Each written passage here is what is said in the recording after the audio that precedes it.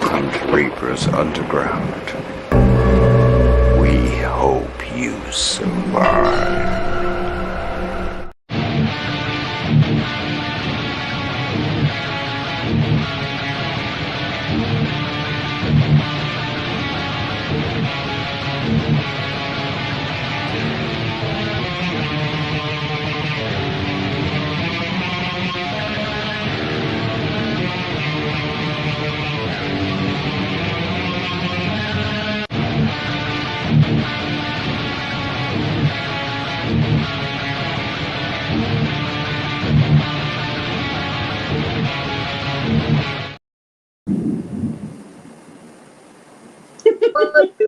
My demons, what is up, my demons? It is time for another edition of the Big Bad Devil Daddy himself, Reaper's Underground, on a Wednesday night. It's been a minute since we've been on a Wednesday, so I'm happy to be what you see in the middle of your week as we head towards this awesome coming weekend.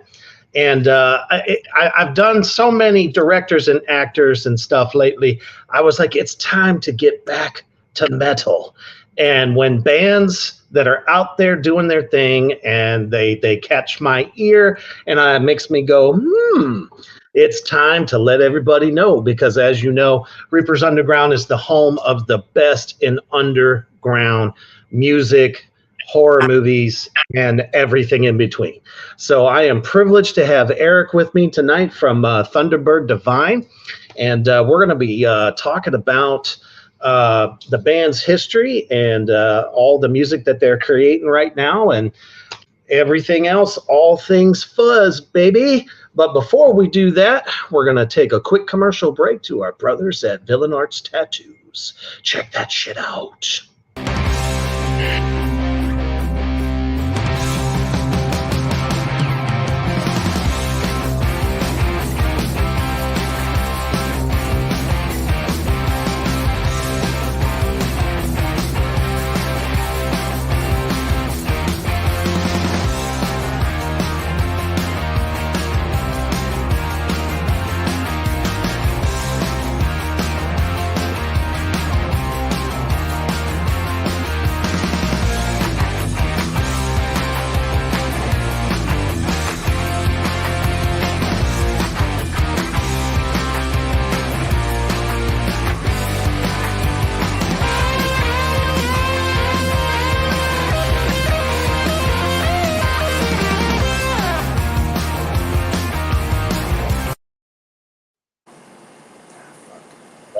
Right, you guys know what to do. Villain Arts Tattoos, the biggest tattoo convention in the United States when they come to your city, your town, and you have the itch to get another tattoo just like yours truly.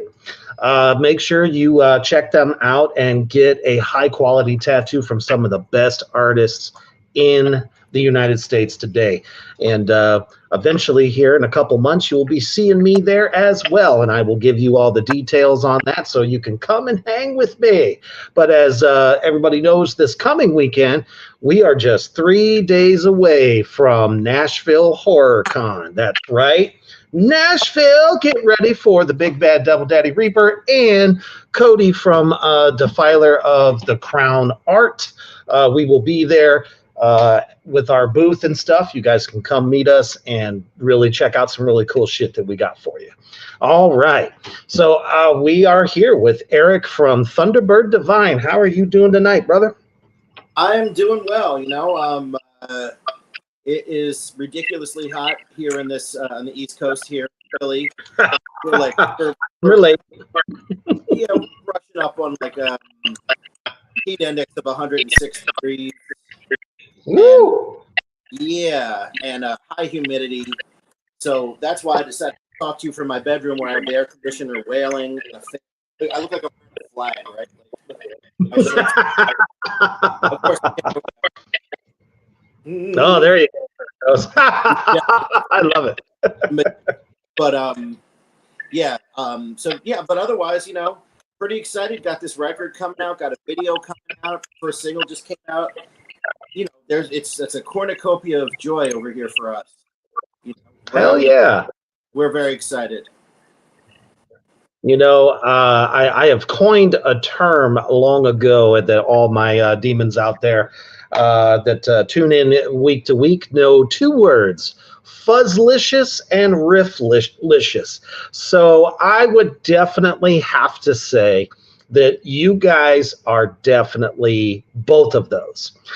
It Well, is fuzzy goodness that, when you want to chill out and listen to some good, it's a little bit more aggressive in my opinion, but it also has its laid back moments too. But I mean, it's just great fuzzy stoner doom, really at its best, because I get so many submissions and things that I'm constantly listening to, and you guys really stand out. And it's just amazing musicianship, because I was obviously doing my deep dive on you guys, and you guys were all pretty prevalent musicians in your area before you got together. Is that correct? well, I'm trying to give you the Reader's Digest version because I a bit of the diarrhea of the mouth, so I'm going to try and keep it concise. I had been in a different band for many years. And when that band split up, I looked around for something else to do, and one of our sort of contemporaries in the scene, I hadn't seen or heard from them for a while, so I thought I'd reach out to the drummer from the band, and he was available, and his band had just kind of split up too, and they didn't have a singer anymore. And I was like, what if we, combine our equal forces and see what happens? And so we ran in a lot of the same circles, and so I had basically a ready-made band already there, guys who had been playing with each other for years. And I started playing with those guys and kind of found our identity. And then a couple people came and went. We added a keyboard player. We lost a bass player. We lost another guitar player. And we, so now we have a different bass player. He's been with us for about 2 years, named Josh. And he's awesome. He's just what the doctor ordered. And it's just me playing guitar. We have Josh on bass, Jack on keys, and Mike on drums. So that's the four of us. And that's kind of where we are now. So Josh had been in a bunch of different bands as well. And I like to say that Jack just kind of sprung fully formed into our lap. That's Jack right next to me, right behind me. That's Jack. Jack is an absolute delight to have around. And Mike with the long hair, and Josh next to him. They're superb guys. I couldn't ask for better. Not only do I like making music with them, I like them. I don't know if it's mutual, but I like them. I like hanging out with them. I like adventuring with them. I like going out and finding new stuff. We make up our own, and it's being in a band. We make up jokes, and we have our inside sort of sense of humor, and we have a great time. I feel very, very fortunate and pleased to be able to work with such good guys. So that's where we are now, and that's sort of where we came from. I think I answered your question. Tell me if I missed anything. No, you got it to a T, man. It seems like that period between I want to say 2015 to the present, so many established bands had either broken up, obviously, before COVID, but more so after the COVID period there. It seemed like there's been member changes all over the place and a lot of, established bands out there. So, but the thing is, though, it's all blossoming into these great, I almost want to call them super bands, just like, bands that are on the next level up or whatever that, they get together like Down, bands like that, they call super groups. But I feel like in the underground, we have that too, because, when the right people get together and all have the same idea, the same goals, the same work ethic, musicianship, professionalism, and just being a good goddamn human. A band has got to be a family, and if you're not, it just doesn't work out. There's not a lot of cases where it does. So that's awesome that you guys have been able to come together. Now, were you doing like heavy psych type stuff prior, or any of the, almost kind of like I almost want to say Electric Wizard, Uncle Acid and the Deadbeats style? Were you doing that previously? So I guess what you'd say, what I was doing previously, I was in a band called Wizard Eye, and we were a trio. And what we did in that band was pretty much all riff, if that makes sense. Like, it was all riff.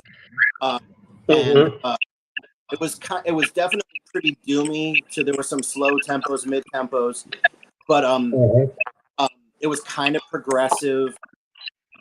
We definitely played stuff that was kind of complex and heavy, and I was not very good at singing. I could, belt, but it was a lot of like vocal fry type stuff. And so, gotcha. I've spent a lot of time working to get better at singing since then. But yeah, that band was, it was pretty heavy. It was kind of progressive, and there were definitely a lot of psych moments. I mean, I played theremin. I started playing theremin in that band. So there'd definitely be some freak out moments where I would play theremin and, with a ton of delay on it, and just kind of like, get really wild and, spacey. And, those, I'll say it till the cows come home. Those two guys, different Mike Scarpone was the drummer in that band, and Dave Shari was the bass player. Those two guys are excellent musicians, really excellent musicians. And Big Daddy Robbie says, do the vocal fry voice. I don't know which vocal fry Robbie wants me to do. Do you want me to do like the Paris Hilton voice? No, please don't, because then we want to do one of those. I don't want to. I kind of want to, but then again, listen, being a vocalist in a band means you spend a lot of time doing dumb things with your voice to see what works. Of course. That's why I stay behind the drum kit. Yeah. I mean, never want to incredible dude skills. Listen to someone doing their vocal warm up. Oh yeah. The most metal fucking guy. Can I say the F word on this? I guess I can. Of course. Look at me. You know what? You could be a pastor. You could be a youth pastor and be very effective by using the F word. So I'm going to be real careful. I am far from that. Trust me. I'm going to ask permission right after I say it. But if you ever want to see somebody not look cool, like the coolest metal guy, if they do vocal warm-ups, I'm sure Bruce Dickinson looks like a total fool, maybe my moo, that kind of stuff. I'm sure it's like a complete schmuck, Okay, Cody, we say a lot of fuck. I don't want to know what's worse than that. I don't. Because growing up, I was told the F word was the worst. So if there's something worse, that's why I always wanted to say it. Yeah, absolutely. I spent a lot of time saying it personally. So, I still do. I try not to sometimes because, there's more words out there in the world. But yeah, like I Tommy. Oh yeah, Tommy, that's right. Those do a lot of those. Right. Yavelka, what's you sound very stupid doing them. That's why I do them in the car when I'm by myself. Lips, teeth, the tongue. All that. When I started doing those, all of a sudden, greater range, my enunciation improved, and I got better at singing notes as opposed to just doing. I always hit some notes. I was usually on point for the most part, but it was harder to hear what I was saying. So it's like, why did I write these lyrics if no one knows what I'm saying? So it was something Right. I worked harder on to be a little bit more articulate sounding. You know, I feel like doing that has also opened up the music more, because suddenly it matters what key you're in, and it matters what the chord, you know. So you know, that's kind of where I've landed with it. I just work on singing all the time. You know, I spend at least a good 2 hours every day singing and playing guitar, and you know, again, the least metal thing you can possibly do is be sitting in front of your computer, and I've got my acoustic guitar, and I'm sitting there, you know, I'm singing Alicia Keys, and Nothing wrong with that. I sing like Adele songs, Al Green. Definitely get down to some Al Green, sure. I mean, actually, just before we came on here, I was downstairs singing "Let's Stay Together." Nice. Yeah, well, I figured I was going to be talking for a while, so I'll get a little up. Well, you know, and that's what it is. Your throat is a muscle. It's full of muscles. So, you know, they have these things called, you know, obviously, you know, vocal folds. And as you are constantly practicing, you are building up those vocal folds. And, you know, that's just how not only are you training that, but you're training your ear as well. Because, I mean, as a guitar player, you already can tell, you know, if something's out of tune or, you know, somebody hits a wrong note. It's the same thing with the voice. Like I said, I just belong behind the drum kit. I forever will be, and that's fine. But the thing is, though, you bring – it was really cool that you actually mentioned Adele because of that. She has a little bit of a rasp to her voice, and I absolutely love the raspiness of your voice. And hopefully this is a compliment. But your voice reminds me. I'm sure you probably get this from different people. Maybe you don't. I don't know. But it kind of reminds me of Pepper Keenan in COC. So just kind of like the. I can sing, so I'll take it.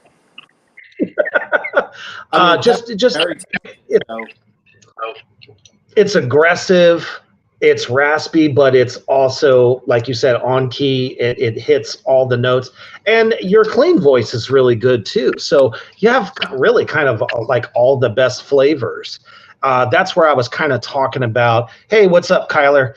The aggressiveness, like when you're singing, you're kind of aggressive with it, but I can understand it. It's got a great, full, like real kind of a punchy tone flavor. I think it's great. Because, I mean, the musicianship is just beautiful. Like, your guys' psych moments, almost like Led Zeppelin jammy moments is what I like to call it. You know, with like a real nice solo going on. Everything's kind of like just spacey, I guess, you know, very indicative of late 60s and 70s. These compliments are everywhere, Reaper. I'll tell you. These compliments are getting everywhere. You know, I'm starting to Hey, everybody knows that I tell what I feel when I hear something. I lay it out. It's not me just trying to massage your back. It's me just telling it how it is, because that's how I feel about it. And as we're going through this, everybody out there in the Morgrut universe, we're going to be listening to a couple of tracks from Thunderbird Divine, and you're going to see what the fuck I'm talking about, because there are plenty of fuzzlicious moments, jazz, blues influences in there, very indicative, in my opinion, to the very first Black Sabbath record, which, in my opinion, was probably the most bluesy, most jazz kind of oriented stuff that they've ever done. I mean, a little bit on into the Paranoid album too, but after that it turned to metal. I mean, let's be real, it just did.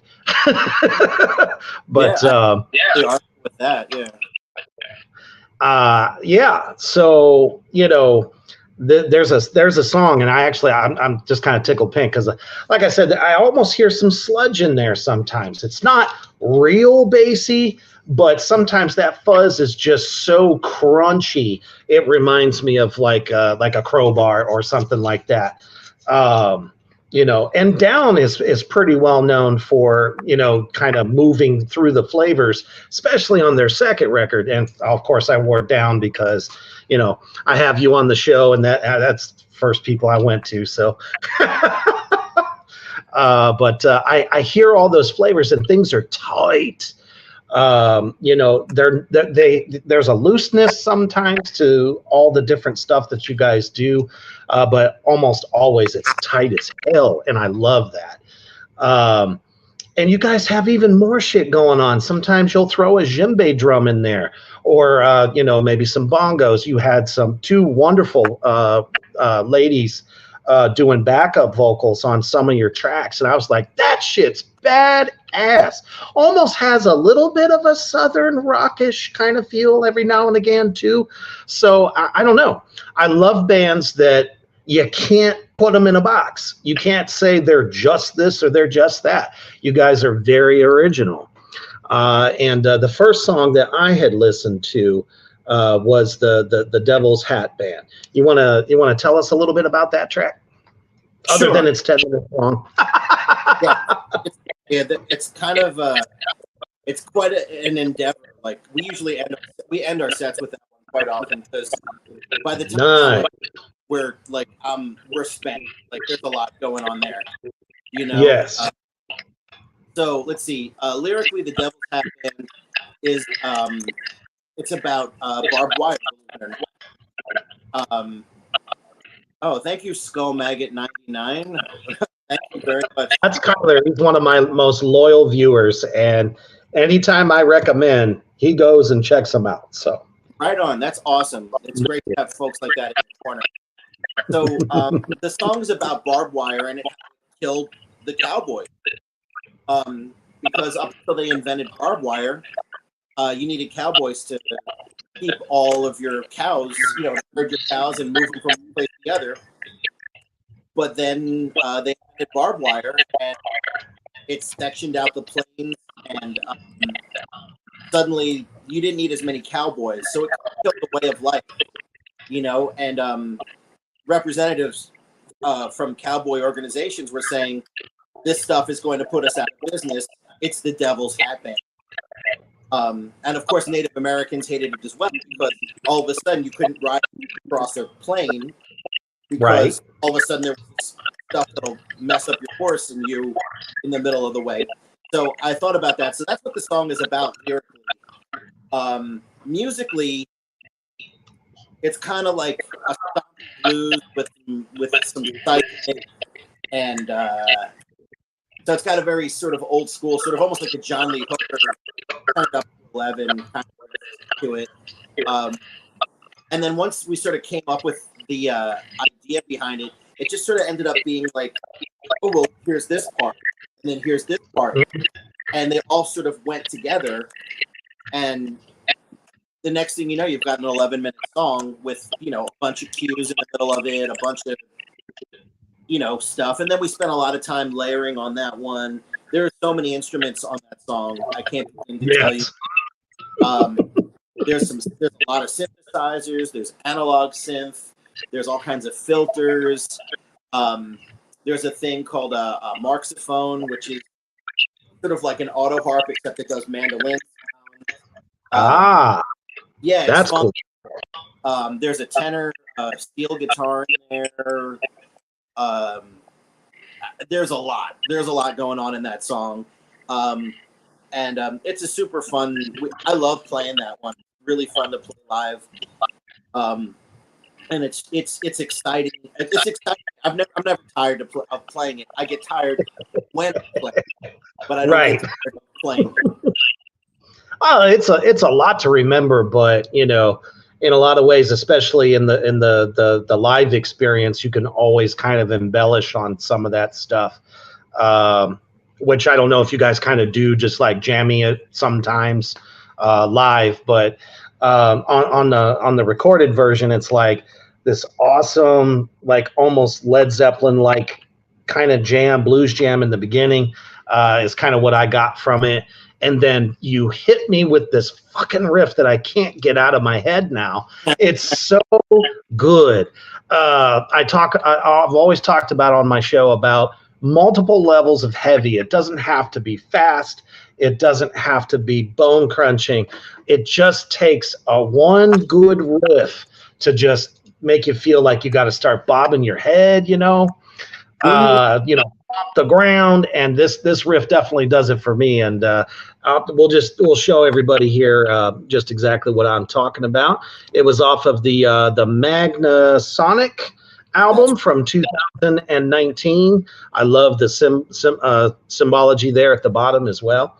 We'll talk about your covers in a minute, because who your artist is, he's killing it, and definitely for the new record as well. But here is a little taste of the Devil's Hat Band. Check it out.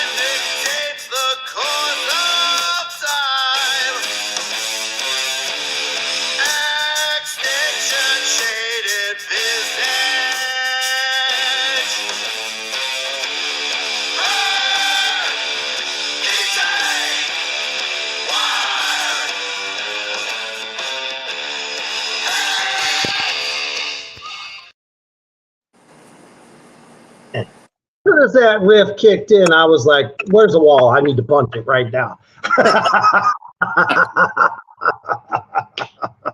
Oh, man. So everybody out there in the Morgrot universe, I think you can kind of tell from what I was saying that, you heard it. That shit is heavy goodness. I love it. Oh, I could not agree more there, Cody. Cody says, I get such a Sabbath vibe for this. Oh, I was going to say, there's definitely a Tony Iommi influence on you. Do you happen to use an SG, or what's your okay? And it's not because of Iommi, believe it or not. My primary. There's something about that guitar. What's that? I said, there's just something about that guitar. Well, so the primary one that I used for a long time, and it was it's basically the only guitar I used in my last band. And I was in a band for 8 or 9 years. It was pretty much the only guitar I used. It's a 1978 Tobacco Burst SG. I bought it for $250 in the early 90s. It was a husk. Nothing on it worked, but the body was good and the neck was good. And, nice. I took it to a guy who was a good friend of mine, who was a guitar repair and luthier guy. Mm-hmm. And I said, I kind of handed him the guitar in a case, and I was like, "It doesn't go. Can you make it go?" And and so I didn't say no price, no. Well, I didn't say price is no object, but I did say, make it go as good as you can make it go. And right. Luckily for me, the guy has expensive taste.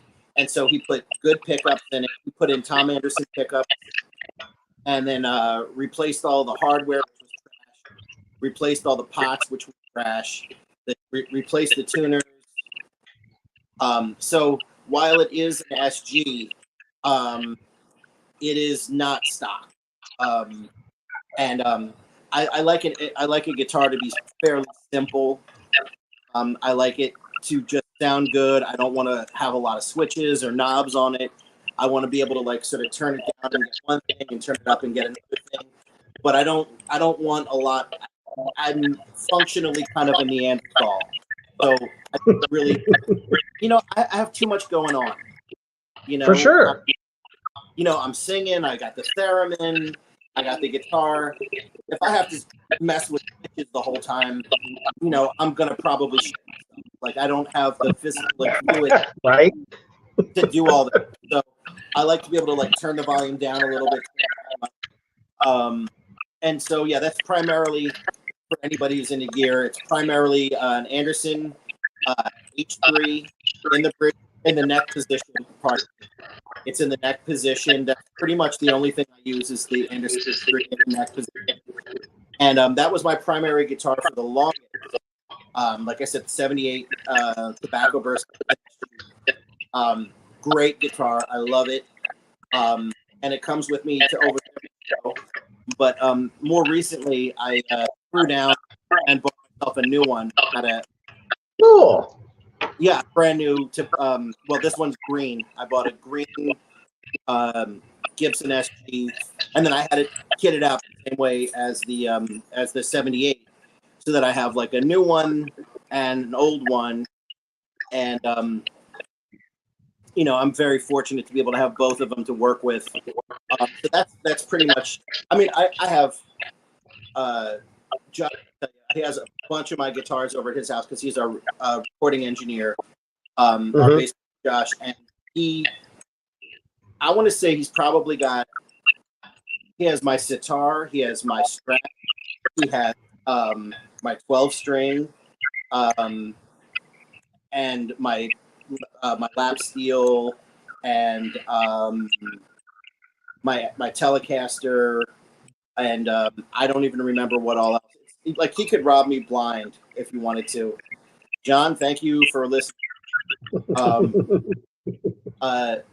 I could and then downstairs in my living room, I think there's probably 8 or 9 guitars sitting there, plus my kitchen guitar, and then I have a dining room guitar, and a bunch of synthesizers and noise toys.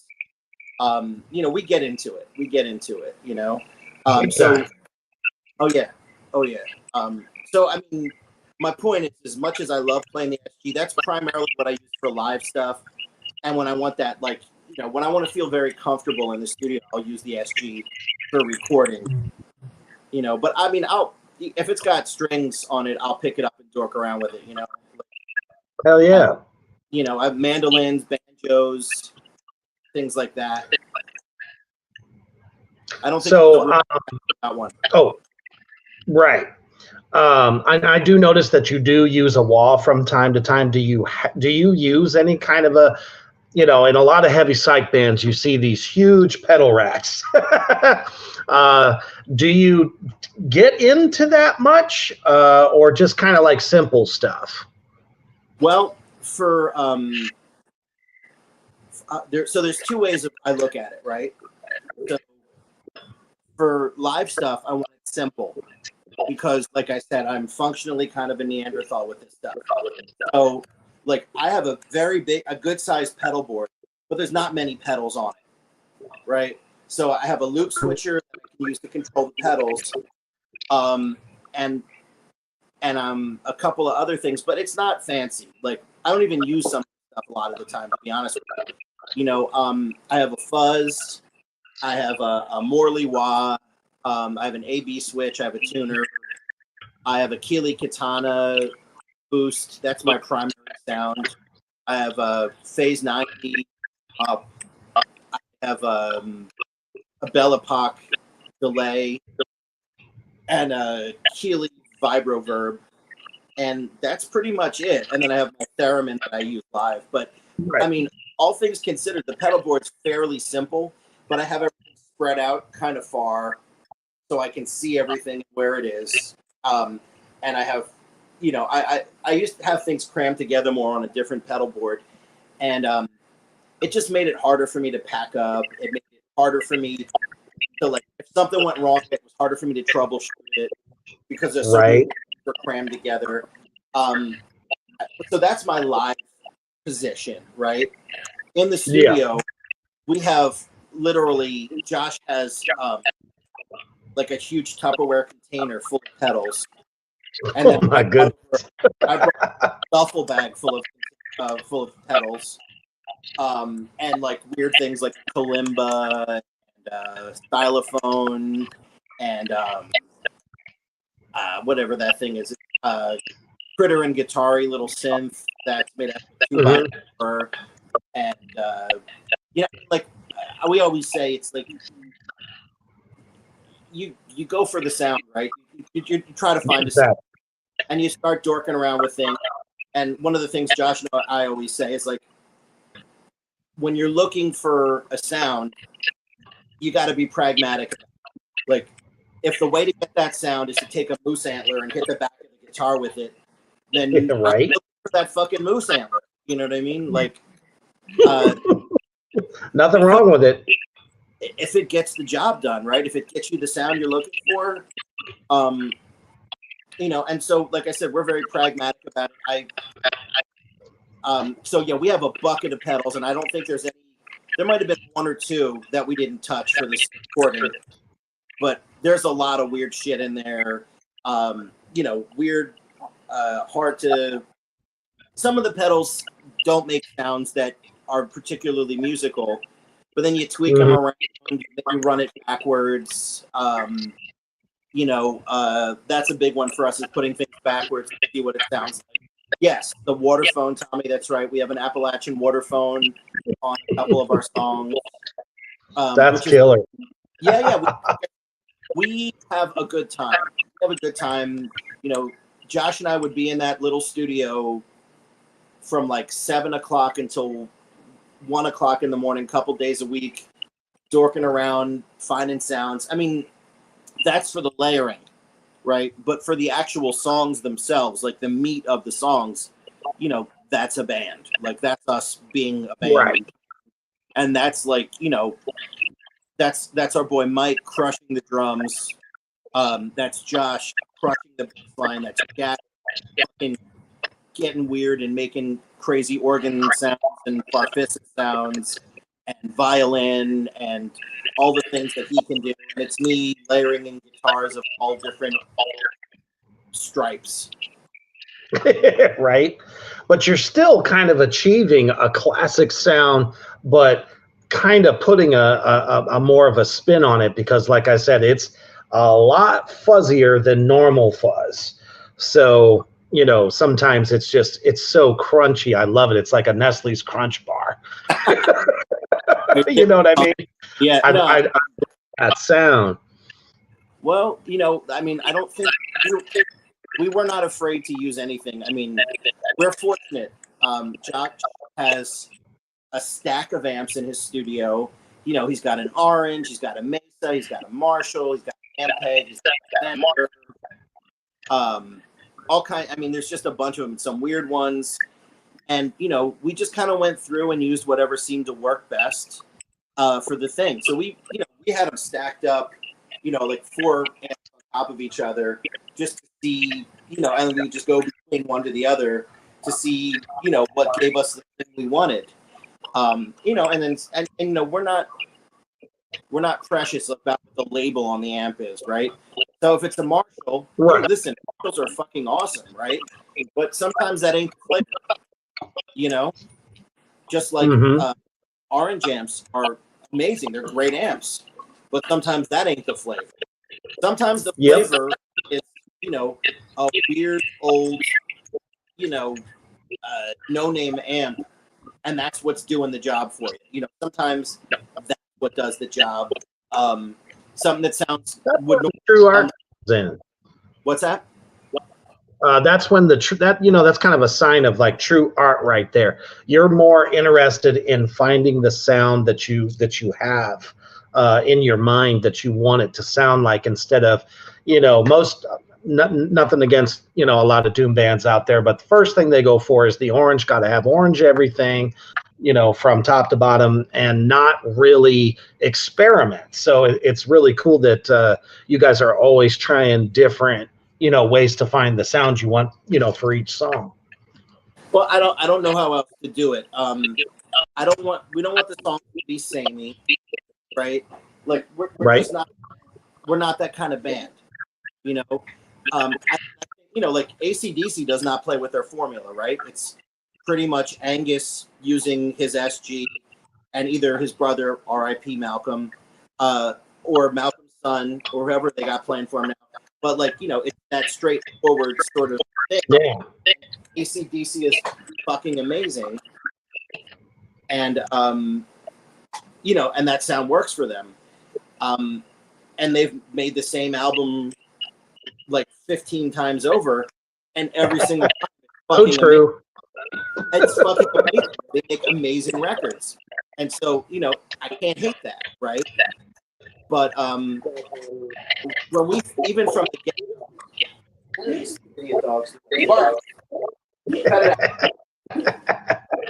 no worries. It's over on a plastic bottle. Got to go ham on something. Yeah, and by a similar token, orange amps are great orange amps. Great amps. Right?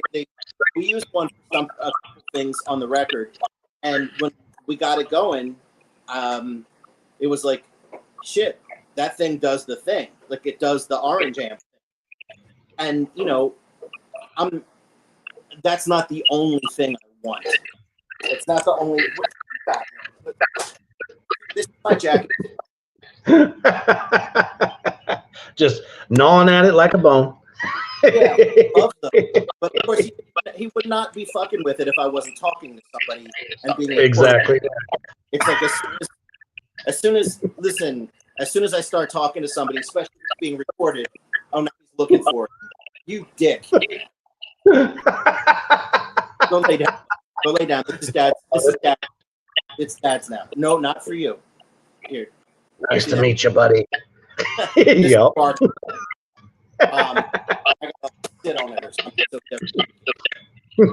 Watch, now I'm torturing for it. Like, yeah, give it back. Give it back. Right. He's looking at me. I'm the biggest jerk off in the world. Cut it out, man. Go lay down. Go lay down. Don't be a dick. Go lay down. He's a great dog. I adore him, but he can be a real asshole sometimes. For sure. Yeah, but yeah, I just want an orange sound, or just want a Marshall sound, or a boogie sound, or whatever. I want, it's got to fit the song, right? Yep. All the songs they're your kids, right? And sometimes, some of your kids are gonna grow up to be assholes, and like they only want a certain kind of sound, right? So like they want that real snotty blah blah blah sound, right? And then some kids are more distinguished and refined, and right. And they want a different thing, So for one of the songs, I really thought a Strat sound was it for that song, and so that's what I used. I have a parts caster, they call it, that I had a guitar guy put together for me, and it just has that like clucky sound, and it was the sound we wanted for that song, and that's what's in there. Other songs, we wanted something bitier. I have a Telecaster. I think we put the Telecaster fender in. Can't go wrong with that. No, but I mean, it's not very doom. It was, Telecasters aren't very doom. A Telecaster through a little like 112 Fender, that's not very metal. But that's the thing. I don't really care about being metal. No, like I said, heaviness is not defined by certain gear or certain speeds or anything like that. There's just different levels or different genres of it. And like I said, being a riff-driven band, I'm so glad that kind of transferred over from your previous band, which was, like you said, just all riff-driven, and it followed you into this band as well. But you place it in such an awesome way, like how you sometimes you'll start it off nice and groovy and a little bit, a little bit clean, a little bit soft, a little spacey, and then all of a sudden out of nowhere punches you right in the face and you don't know what the hell happened. You know what I mean? Well, yeah. I mean, I think right there what you just said is where we live. It's a thing that I say quite often, and the idea behind what we're doing is if we want it to sort of wash over you, but you should be a little uncomfortable, right? Like, so what I like to call it is the shit or go black. Like you're not really sure. Like, is this funny or is this scary? Do I feel comfortable? Do I feel uncomfortable? I don't really know. But I got to keep listening. Watch a horror movie. Yeah, kind of. It's kind of like, it's kind of like watching something from the late '60s, like some weird psychedelic movie, where it's like, okay, wait, am I scared of this? Films. Yeah, that's kind of what it's about, And a very important factor involved here is all of us sort of listening to each other and respecting each other in the process. Absolutely. So like I'll give you an example. Our drummer Mike, who is a dear, dear, wonderful man, and I adore him. When we were working on the record, he goes, "Hey Eric, could you write like a cowboy song?" I was like, "A cowboy song? Like what kind of cowboy song?" And he goes, like a spaghetti western cowboy song. Yeah. I was like, love it. I will do my best. And so I went home and I listened to some Ennio Morricone, and I listened, to the Good, the Bad soundtrack. Mm-hmm. And, I came up with a chord progression that I felt like sounded like the Ecstasy of Gold, sort of, sort of. And then I kind of put a surf guitar on top of that. And then I brought that to Josh, and he put like a thumpy bass line on it, and then so fat too. Love it. Oh yeah, we had a great time with it. And then I played harmonica on it, and then Jackie came in and did some farfisa, and then we did melodica, and then 12-string, and then I did some synth, and then we got the ladies to sing some big, epic type stuff over the end of it. Nailed it. And absolutely. Then Mike does this sort of rolling snare drum press roll all the way through it. And, it sounds like the beginning of a cowboy movie, which is what I believe Mike asked for. So our friend Andy, who's in another band called Clam Fight, described it as that we don't say no to each other. And that we come like that improv comedy thing where they say yes and. So like, Mike says, "Why don't you do a cowboy song?" And I go, "Yes, and I'm also going to put, chirpy synthesizer in it, and and that's kind of how we build things together. It's a lot of mutual respect as musicians for each other, and basically respect for each other as people and as artists. I am sounding the least metal in the world right now. About respect. A lot of metal bands could take a page out of your book, though. Yeah. I have not sacrificed one single goat yet. I'm so sorry. We don't do that. We don't. Okay. I know I don't. Yeah. I mean, that's a kind of theater, I suppose, and I don't hate it. For sure. Do.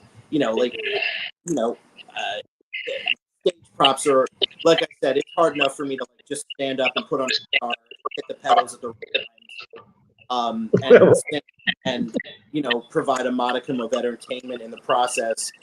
God forbid I have to like play around like a severed pig head that's dripping blood. It's so gross. We get kicked out of it if we did, you know. It's not very sanitary either. No, and I think we'd be banned from every club we play at if we did any kind of shit like that, you know. But it's like it's cool if it's like a one-off, but to do it constantly, I think is a little bit of overkill. But that was actually leading to one of the questions I had to you. What kind of like inspires you lyrically?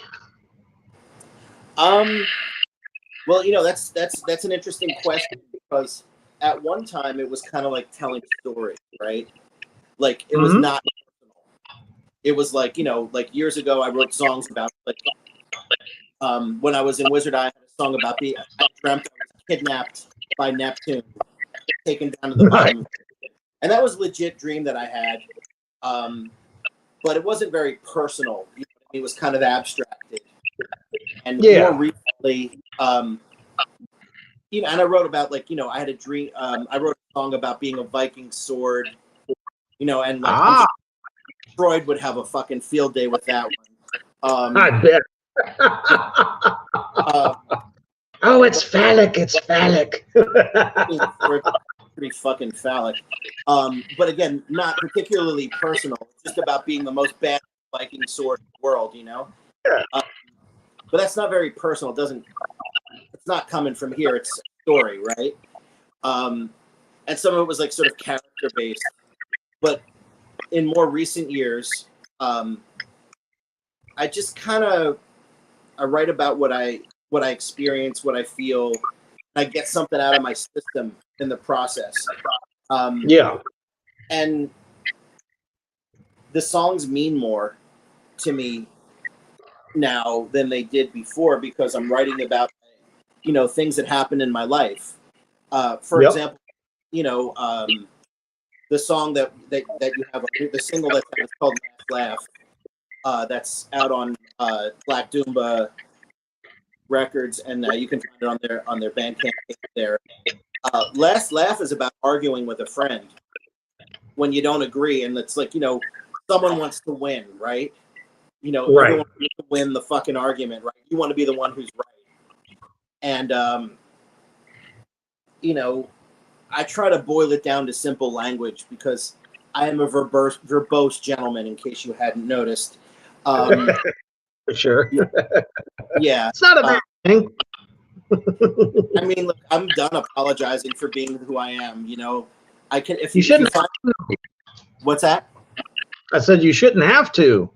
Well, you know, through a lot of my life, I've been told I talk too fucking much, and like shut the hell up, and go to the office. You're talking too much. Yeah. Well, you know, a lot of people, you know, it made me rather unpopular with teachers in grade school and high school. And, you know, some people don't like people who talk a lot, and that's just all there is to it. I just kind of embrace who I am, and that's who I am, you know. But anyway, so, you know, in arguments, people want to get the last laugh. They want to be the one who goes like, "Fucking told you, I told you this was right, and I didn't, and there you go. I'm right, you're wrong." And I'm thinking specifically of a relationship that I had with a person who was my friend for many years, many years. And we worked with him a lot on our first record. He was a very, very good friend of mine. And when we went to mix the record, we had a disagreement about the way the record should be. And we stopped being friends over it because he wanted to make it weirder and we wanted to make it more rockin'. He didn't like it and he didn't want his name associated with it anymore. And we really stopped talking to each other. And, damn. Yeah, well, it was a very passionate, creative, you know, situation. We worked very closely for a long time, and we'd been friends for 25 years.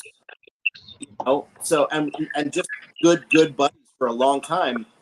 And I just figured we'd always mend fences, but we didn't. We never did. Because I never wanted to reach out to him because he had a caustic tongue on him, and I thought for sure, like if I reached out to him and said, like, listen, let's mend fences, you know, he would creatively tell me to go fuck myself in like the, you know what I mean, in like in the most way that you could possibly imagine, because he was mad. He turned on me and did not want to be my friend anymore. But I thought at some point we'd be able to mend fences. But unfortunately, he passed away before we could do that. Oh man. Yeah, that was rough. That was really tough. That was really tough. He was not an old man. He was 54, 55. That's all. Oh my goodness. Yeah, he had an enlarged heart and didn't know it. Oh, gotcha. Yeah. And and he always, he was very dramatic, and that, he'd always say, it's like, people don't like me, people don't love me, I'm gonna die alone in my apartment and no one's gonna. And that is actually what happened. He died alone in his apartment, and people did not know. He just didn't show up to work for a while, and his landlord came down to check on him. He was in his boxers with a cigar on his couch, dead. And, that's no way to fucking go. Let me tell you that. I mean, it fucked me up in my heart. Yeah. I still miss that guy a great deal. He was a very good friend and very, very, very smart, very, very talented musically. And if you listen to Magnasonic, his fingerprints are all over that record. He's the one who taught me how to record backing vocals with the ladies. He's the one who taught me how to do that. He's the one who taught me to sit behind the piano and show the singers the notes that I want, and like show them the harmonies. I watched that fucking talk when he was tracking, and he's the one who got me to open up my voice more. He introduced all my bandmates to a different way of making records that we hadn't been privy to. He was always one of those guys who was like, I was like, I don't want to do like a regular part there. He's like, well, then fuck it up. Fuck it up, make it weird. Make it as you can, and then we'll find a way to make it musical. Let's. And he's really the one who taught me to do that. And so Last Laugh is very much about him, it's kind of like the first lyric is, when it's all done, who lost and who won, and I mean, it's a very simplistic lyric, right? But if you think about it, means a lot. There's a lot of depth. Thank you. I mean, you don't win in those situations, right? Like, sure don't. And especially if you can't come to terms with each other, and then one of you dies. Technically, I have the last laugh because I'm still here, right? And I'm still doing it. I'm still making it happen. I'm still playing music without his help. I'm still achieving without his advice in life. But at the same time, I didn't fucking win. I lost my friend. Right. That happens so much across not only just the music industry, but even the acting world. People get pissed off at each other for the dumbest things, man. The dumbest things. And so many friendships that were there, that were strong, they're no longer strong. And I mean, we're getting up there in age. I mean, I'm almost a half a century old myself, so you watch so many people just fall out of your life. It's like, man, life is too short to not speak to each other over some stupid tiff you had forever ago. Oh, there's that, but then there's also, there's that difference between losing somebody over a dumb reason and you should mend your fences, right? And then there's losing people that you probably should fucking lose because well, that's also true. You want more of Sometimes it's very hard to know the difference when you're in a passionate situation, when you're emotional. Sometimes it's very hard to know the difference. I'm like, is this a fuck that guy forever situation, or is this a fuck for now and I'll get back around to you situation? Yeah. Like, you pissed me off, but let's table this. Yep. And unfortunately, in the situation we're talking about for the song, we both mistook it for you know, it wasn't a fuck you forever situation. It didn't have to be, but now it is. You know what I mean? So we actually we were asked to be part of. Well, I was asked to be part of a compilation dedicated to this guy because he was he was a pretty well known musician in indie rock circles, and so and I played on a lot of his records. So there was a song that we had worked on together that never got recorded, that we had meant to record, but I still had the demo of it that we recorded in my basement. And I asked the person putting the compilation together, I said, you know, can we do the song? It doesn't, you know, he's never recorded it, so it would be a new song, but it's his lyric, it's our chord progression that we came up with together. Would that be okay? And they said, yeah, go ahead and do it. I'm like, okay. So I brought it to the boys. I'm like, you guys, I want us to do this, you know? Right. And so we tracked the song. It does not sound like Thunderbird Divine at all. It's way weirder, way more straightforward, way more melodic. But it's, you know, it that'll be out in December. That's around when his birthday would have been, or is rather. And so, you know, it's not metal. It's not even sludge. It's like a weird cross between, say, like the Pixies and the Beatles or something else. It's a really good song, and I'm proud that I hope he would be proud of it.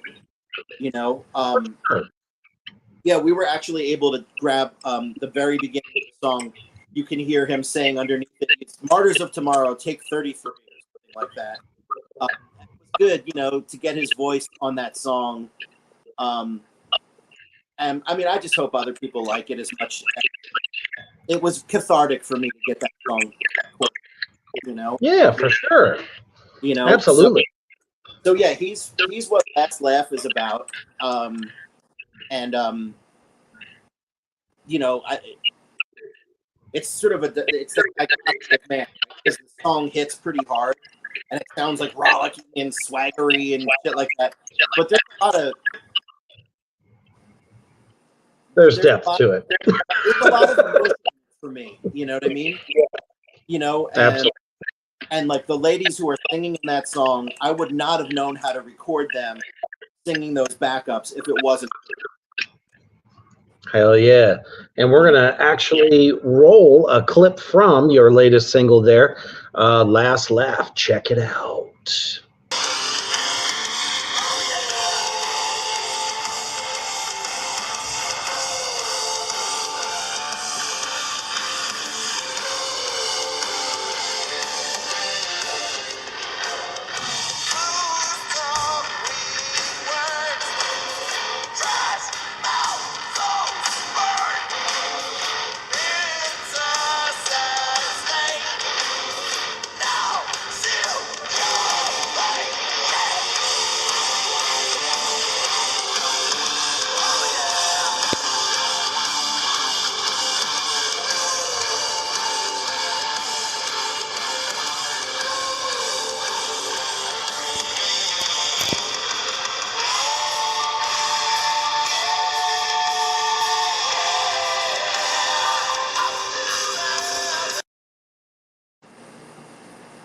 That chorus is insane when it hits.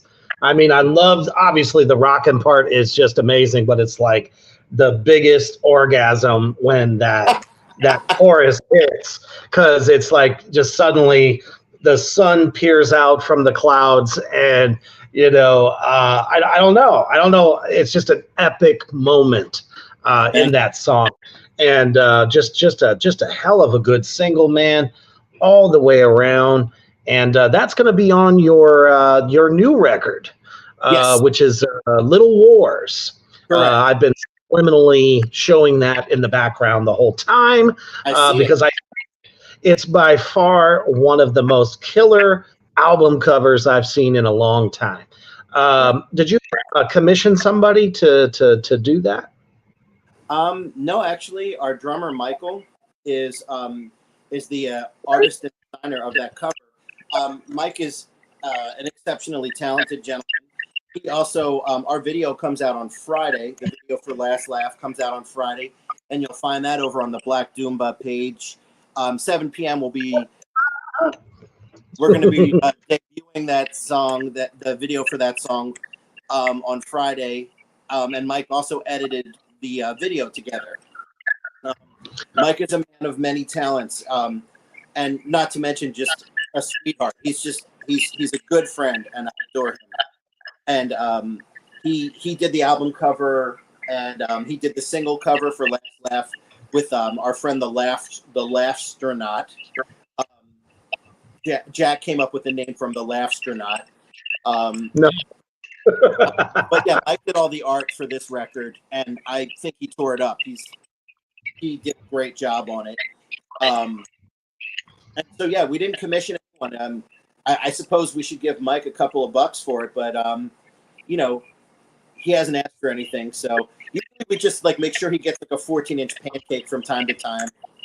I was gonna say either that or a 24-pack and whatever his favorite vice. Hey,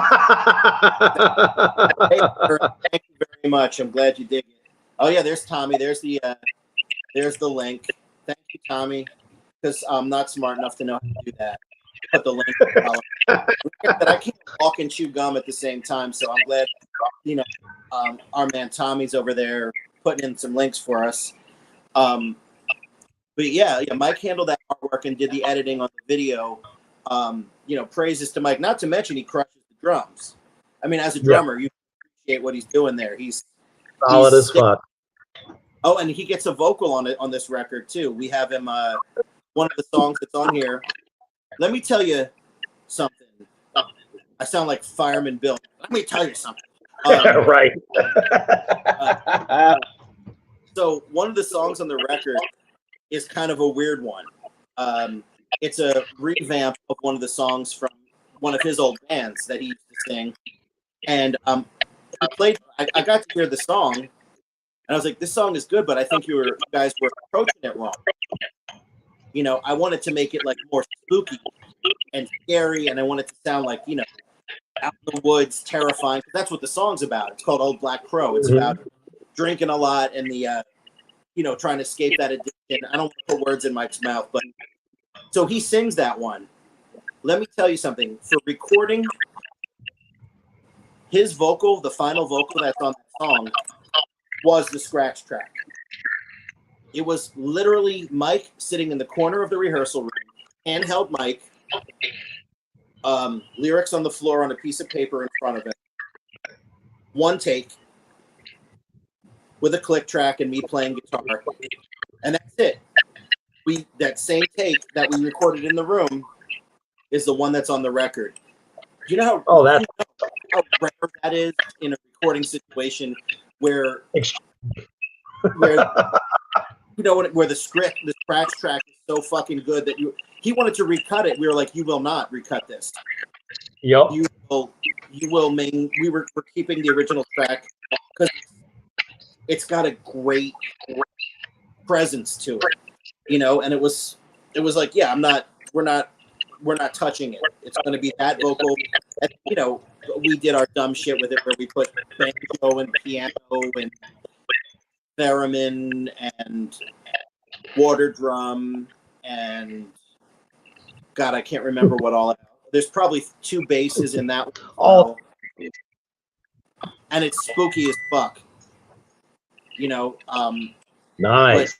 But, yeah, so he gets a vocal on this record, which aside from some hooting and hollering in the background, we hadn't had anyone else sing on our records too much. So I'm proud that we got a Mikey vocal on a song, and he crushes it. He crushes the song. Yeah, I feel like I'm giving Mike a lot of praise. Mike, you're welcome. He's like, I'm off the cliff now. Listen, Mikey and I are the 2 most original members of this band, and so we've been through all the weird shit together. And that's my dude. That's my main dude. Like, he's an anchor. He's holding it down for us. Hell yeah. You know, some drummers are real skitsy. You know, I'm sure you know this. I know I've replaced many of them. Yeah, that's like another part, by the way. Hell yeah. Some drummers are real skitsy. You know, they can't play unless they set their drums up with a fucking abacus and a protractor, and you know what I'm talking. They have like a level, and you're like, oh, I'm sorry, that's 5 degrees off. I'm not going to play this set. You know, like that kind of thing. Mike will pick up like a like a pot and a pan and a spoon, and it'll be like, yeah, I'm good. Like I can use this. I can work. He's worked.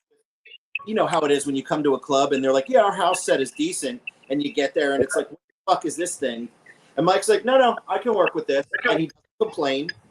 He sets it up, sits down, and crushes the drums. And like, you know, I've worked with guys who are, you know, thoroughbreds who can play the shit out of the drums, but God forbid, like a cymbal pad, you know, a belt, Right. you know, screwed down all the way. Holy shit, those guys lose their minds, you know. I had a similar situation when I was on tour back in 2019. I played in Brooklyn, New York, and the club had a house kit. I was like, well, kind of reminds me of, you know, like a starter kit that you'd get for your 12-year-old. And I'm like, that's all right. I'll throw my cymbals on it. It'll be great. Played it just fine. I've always said that that's the mark of a true drummer. It's not the kit. It's not what type of kit. It's not what type of cymbal. It's can you make something out of nothing? And that always makes an excellent drummer and one who has an internal clock. I mean, and that, you know, he will sit down behind any drum set and make it musical. And more importantly, like after the fact, he'll be like, "Yo, that looked like a rough go, man." Like, yeah, that set sucked, but you know, I played it, and you know, we got the set done, and you know, it's essential to be when you play with guys and with anybody to have people who don't get thrown off their game by something being not right. Ideal, you know. And I say it all the time. I'm blessed because Mike can sit down behind any, you know, as long as like all the parts are pretty much functional, he can make it go. Sure. Josh, bass player, is more than happy to play through anybody's bass. It doesn't have to be his rig. He does not care. You know, he's like, does it get loud?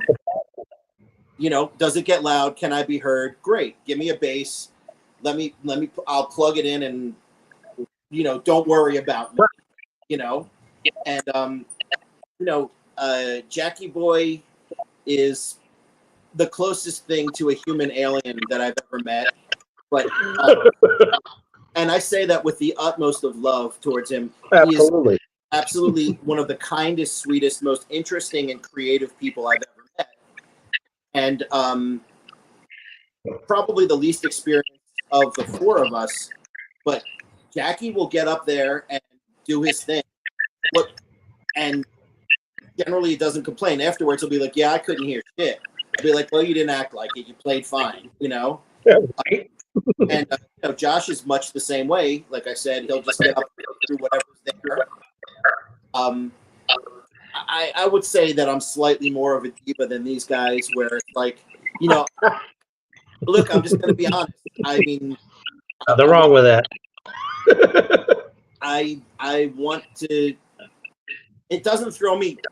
Excuse me. It doesn't throw me off my game, but I will walk off the stage a little less than enthusiastic about a performance if I can't get a good guitar sound or I can't hear myself well. You know, but you know, like we muddle through it, and then afterwards we'll go like, "What the fuck was that, man?" You know, that happens sometimes. It's like, you know, it does.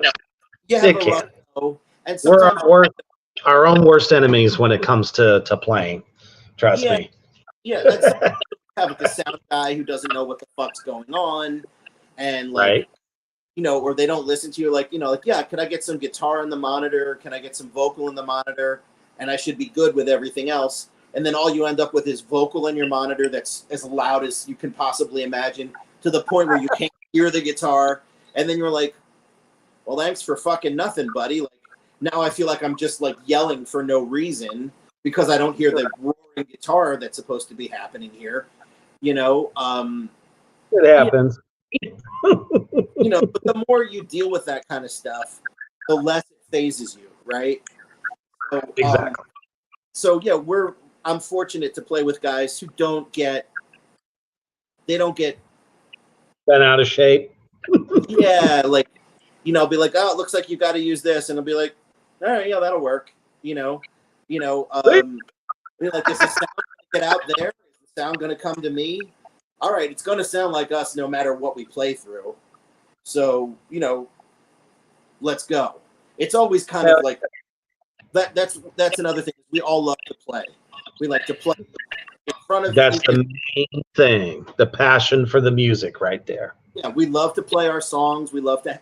That's, you know, we love music, you know, and and we like being around each other.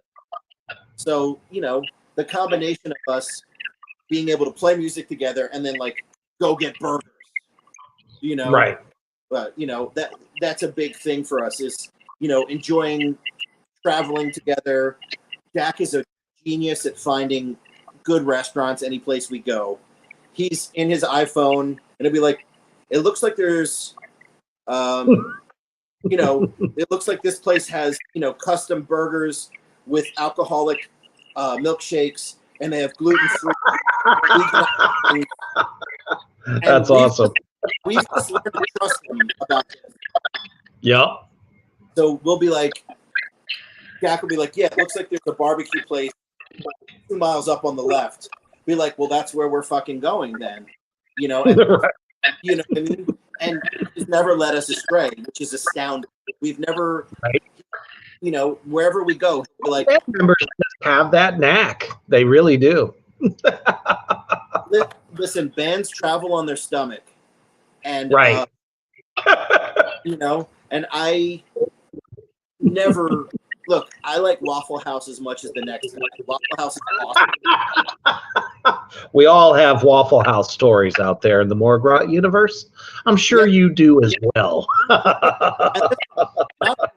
But I like I enjoy, you know, greasy, trashy food from time to time. But man, I'll take an off the beaten track weird diner that has, you know, croquettes or crepes. Any day, I'll take one of those places over, you know, some corporate place. Big time. You know, I mean, we love our mom and pop places. That's for sure. Like, if we're playing in that community, right? We want to support that community with money. I don't need to give, you know, I don't need to give what is it, Tom Evans any more money. You know what I mean? No, definitely not. Give, what's the one Tommy was talking about? He likes to go to Cracker Barrel.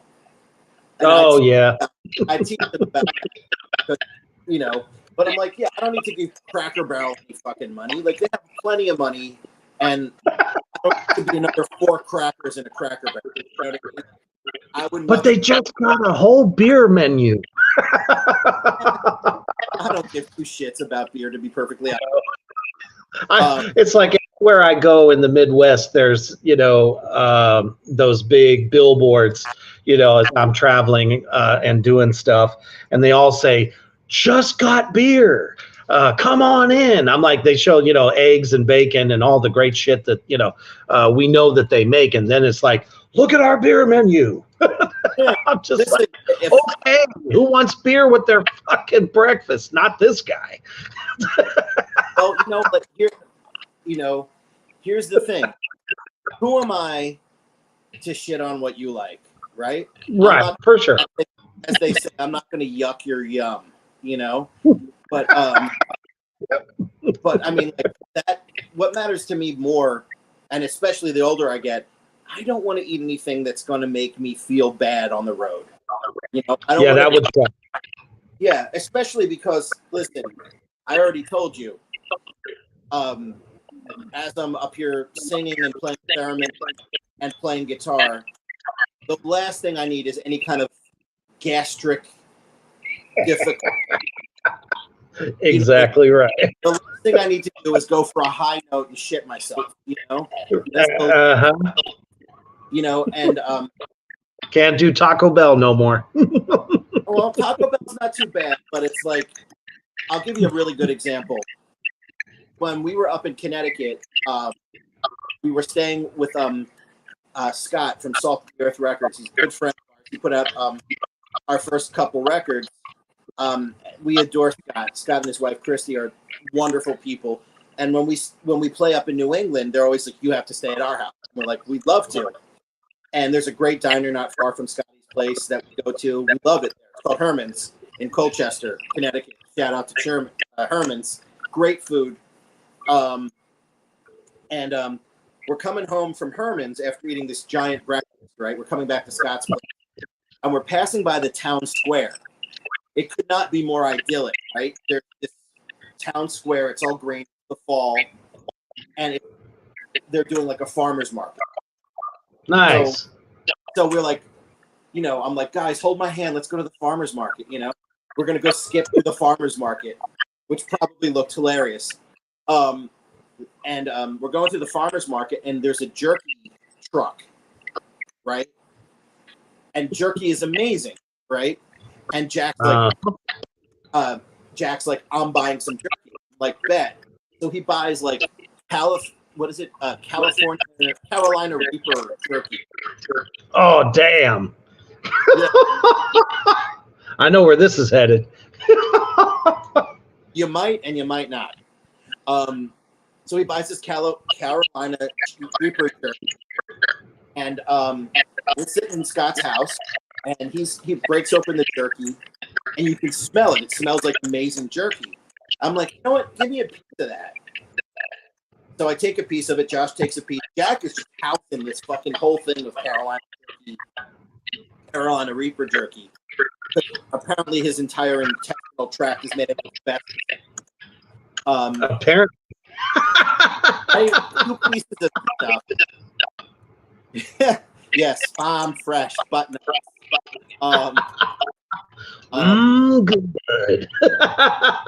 That is a different story. So, yep, I'm sure.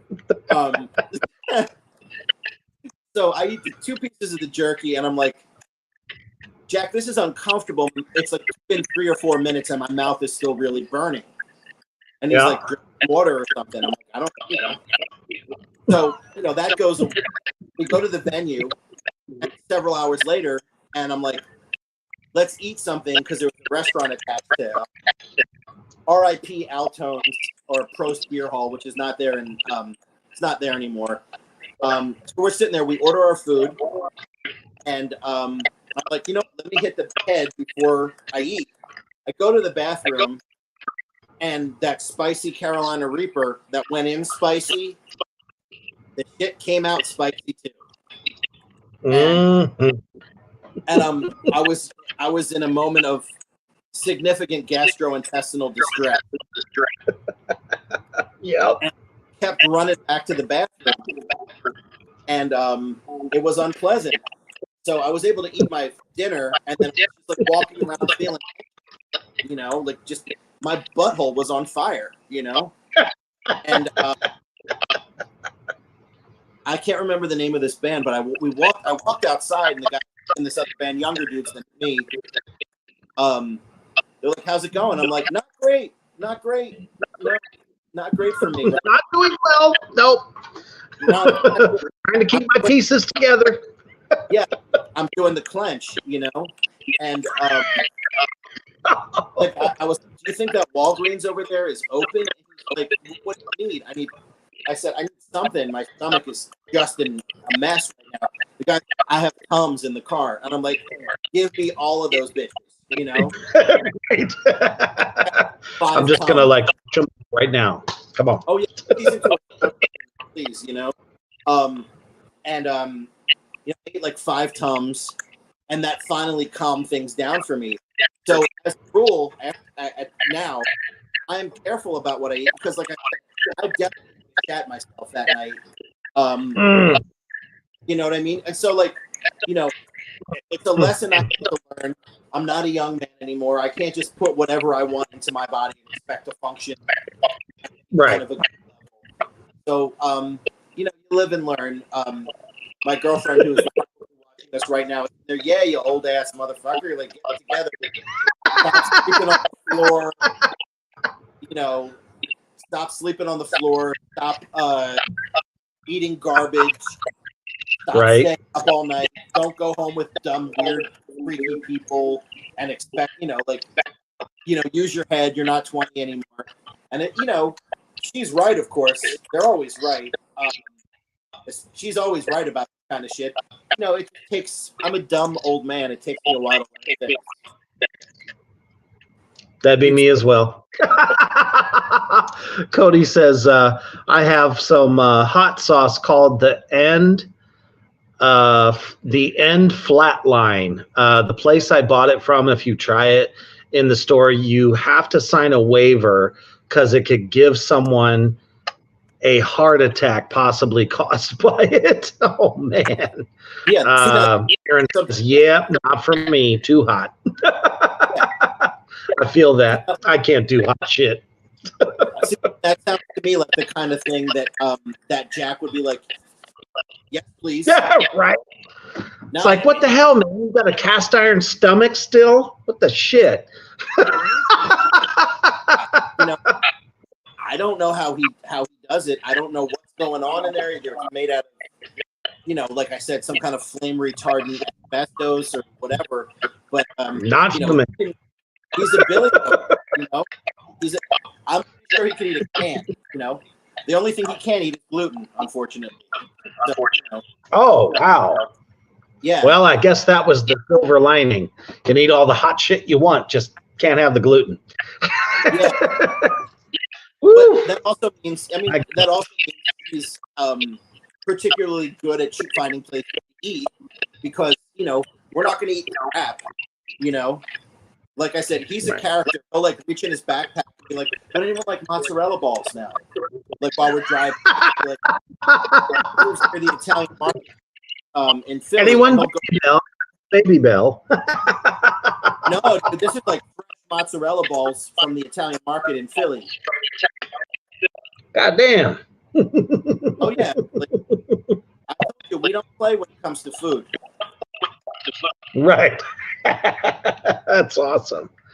Yeah. But as a matter of fact, when we're just very excited for your journey, and your album is coming out soon. Do you guys have a release date for that?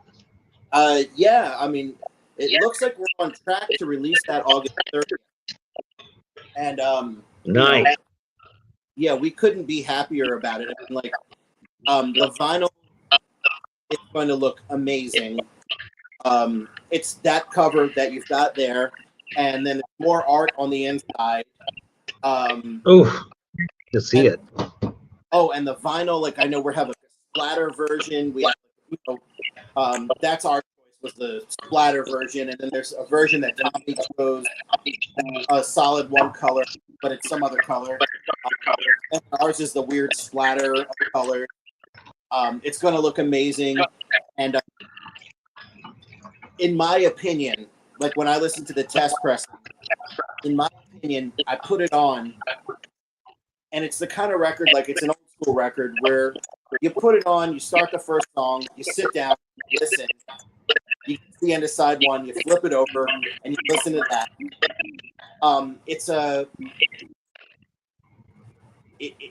It's not one song you listen to. You listen to the whole thing. You know, all the songs kind of morph into each other. You know, and yeah, I love that. We could not be more excited to get this out into the world. It's been done since we finished the record in late. Well, let's see, we finished the record in late December, early January. So as you can see, it's July now, and now it's about to come out this month.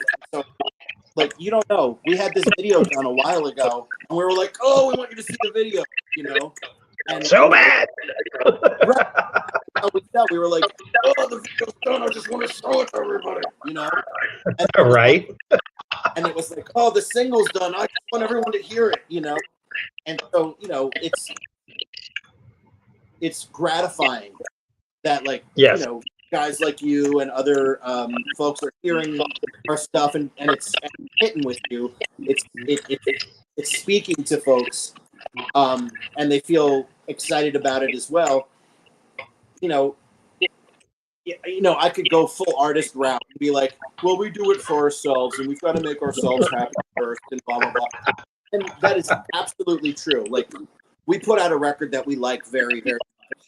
But the thing is, it's nice to have that validation from other people who listen to it and say, like, yo, this hit me like this and made me feel like that, or whatever. When people come back at you and you say, like, you sound like Pepper, and that, you know, we've got Black Sabbath and Crowbar and Down, and, you know, all those things are hitting you from what you're hearing. I mean, we like all of that stuff. And, you know, having somebody else say, like, it made them feel a good way, or, you know, it made them think about something, or reminded them of something else, and it feels good to them, you know, that validation is very gratifying. Yes, as an artist, definitely. you know, you don't really want, like, it doesn't feel good when you play something for somebody and they go, ew, you know. You know? Right. That's my wife on about 90% of the music I listen to, so I know exactly what you mean. Yeah, so, you know, when you come out with something and people are listening to it and they're like, yo, this is good, I like this, I fuck with this, you know, that makes you, hey, Aaron, it makes you feel good. It makes you feel good about what you created. It makes you feel good about, you know, it makes you, like, realize, it's like, you know, maybe I'm not that fucking weird because I like this and other people like it. Yeah. You know, Sure. You know, you definitely have those questions, right? When you're working on a piece of music, you're like, did I just put a big old turd in people's ears? You know, right. Did I, you know, like, I like it. I mean, I'm pretty sure I like it. I feel good about it. But, like, did I just, like, come up with something that's, I like it, I convinced myself to like it? Or is it, like, actually something that like, listenable and someone wants to hear? You know, and is it going to speak to people? And so when, like I said, when you're like, yeah, this spoke to me, this hit me this way or that way, and it feels good to me, you know, that gives you that. It gives you a very good feeling, like, you're like, okay, I'm not the only fucking weirdo out here who makes these weird noises, you know? Absolutely, man. And all of my demons out there that have tuned in tonight, they have heard the tracks. I've been seeing the comments. I've been putting them up, and they're with you, man. Like I said, you know, we don't have to have blast beat central. We don't have to have, you know, 30-second note riffing all the time. Those things are fun, but it's a whole different atmosphere. It's a whole different feeling. But with what, you know, Thunderbird Divine is doing, it's that feel-good fucking groove stoner metal that I love. I've always loved growing up, just as well as the heaviest shit I could get my hands on. And that's why, you know, here at the Underground, I'm always talking about, guys, I'm here to open your eyes and ears to different flavors that are multiple levels of heaviness. And we all have those go-to chill bands that we like to hear, or we just like to, like, oh, yeah, this shit is bumping, you know. And you guys are definitely that. And I can see that from, like I said, all of my viewers that have been tuned in tonight. And we just can't wait to get our hands on that. So here's the shameless plug point. Where can they find Thunderbird Divine on all social media, you know, all the things? Let's go ahead and plug that real quick. Sure. So if you search Thunderbird Divine in your Google browser, this will be sounding like 100 years old. If you get on your internet machine,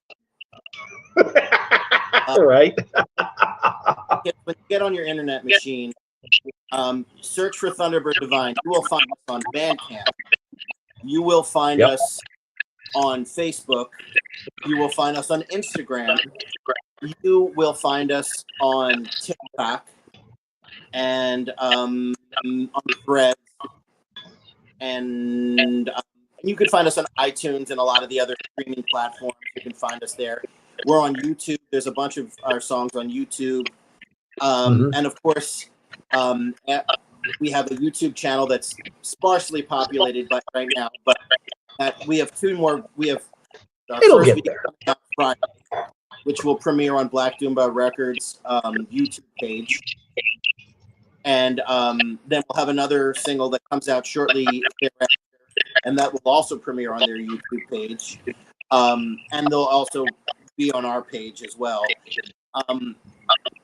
So we're on a lot of the socials, and of course, you can always, like I said, if you can't find us in this day and age by using social media, using a Google, you know, if you can't find us on your internet machine, I really, I'm very, very surprised.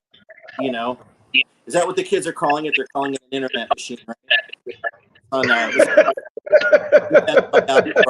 and I think it's simply the net. World Wide Web. It's a series of tubes, I've been told. I'm sure that's one of them as well. Invented by Al Gore. That's why they call it the algorithm. Right. Well, man, it has definitely been a pleasure having you on the show. I definitely want to get you guys back on. You know, after the album drops in August, I'd love to have you back on and promote any shows and stuff that you're going to be doing, because as you know, bands like this fucking play everywhere. They go on short tours, and I want to make sure that you guys know that if Thunderbird Divine is coming your way, you need to know about it so you can get out there, support. Like he said, they're also on Bandcamp, so any kind of merch and stuff like that you want to get your hands on, and I'm always the biggest purveyor of buying physical media. Just because Spotify's there, that just gives you a taste. I feel like that's a taste tester. You need to get the physical album. And many of my demons out there in the Morgrot universe love vinyl. So the fact that you can get this new record on vinyl when that drops, you're going to want to make sure you get that. Special thanks to Tommy Stewart for signing this fantastic fucking band. It's so good to see that this sound is still evolving. It's getting more exciting and giving us so much different flavors that we have always enjoyed. It's been a long time since the stoner. I've always kind of felt like the stoner metal end of the genre needs to kind of like up the game a little bit. And you guys are definitely leading the torch for that. So definitely a pleasure having you on the show. And thank you to everybody out there for choosing Reapers Underground on a Wednesday night hump day. You know, so that now you got a whole bunch of fucking good metal to listen to as you are finishing your week. And again, thank you so much, Eric, for being with us. And don't forget, we got more shows coming up this weekend. The goddamn program on Saturday night is going to be live from Nashville, because I'll be in Nashville for the horror con there, and it's going to be a blast.